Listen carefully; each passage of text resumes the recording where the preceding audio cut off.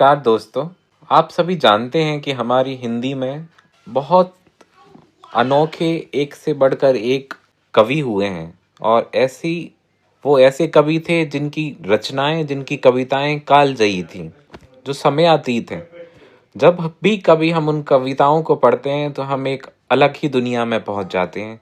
अपने आसपास के जीवन को अनुभूत करने की उनकी क्षमताएं इतनी अद्भुत थीं कि वो किसी भी विषय को कविता के रूप में परिवर्तित कर सकते थे। मैंने ये सोचा है कि कुछ ऐसे ही हमारे कवियों की कुछ कविताएं मैं आपके समक्ष प्रस्तुत करूं, उन कविताओं का पाठ करूं।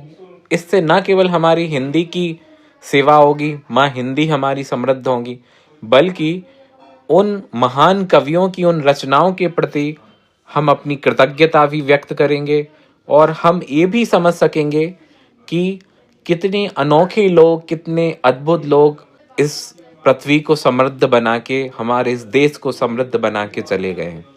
तो आइए आज हम शुरुआत करते हैं छायावाद के स्तंभ सूर्यकांत त्रिपाठी निराला की एक अद्भुत कविता से। यह कविता है वह तोड़ती पत्थर।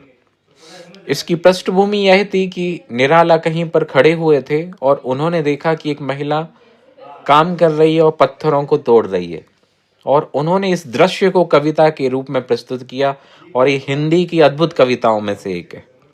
तो आइए इसको सुनते हैं। वह तोड़ती पत्थर, वह तोड़ती पत्थर, देखा था मैंने उसे इलाहाबाद के पथ पर।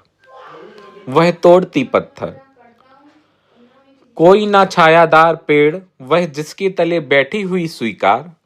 श्याम तन भर बधा यौवन, नत नयन प्रिय कर्म रत मन।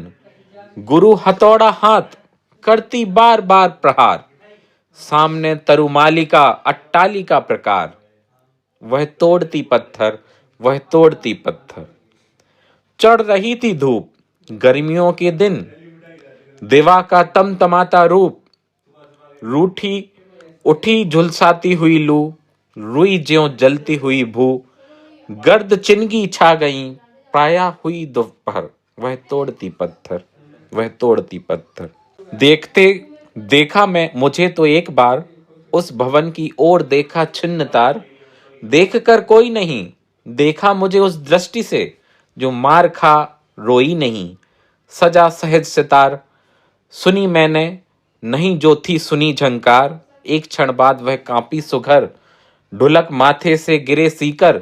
लीन होते कर्म में फिर जो कहा, मैं तोड़ती पत्थर, मैं तोड़ती पत्थर।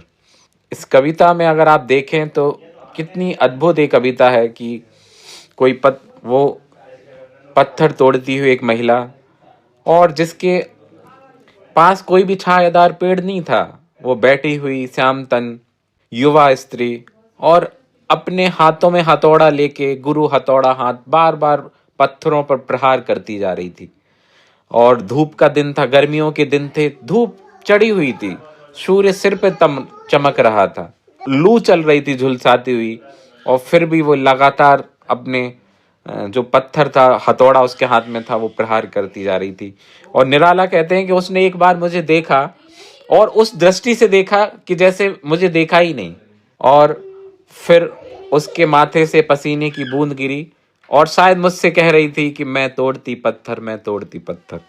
तो साथियों, आज हमने ये इतनी अद्भुत कविता निराला की सुनी और हम उनके प्रति कृतज्ञता व्यक्त करते हैं कि वो हमारे लिए क्या लिख के चले गए हैं, और हमारी कोशिश रहेगी कि अगली बार भी हम कोई अच्छी कविता आपके सामने प्रस्तुत करें।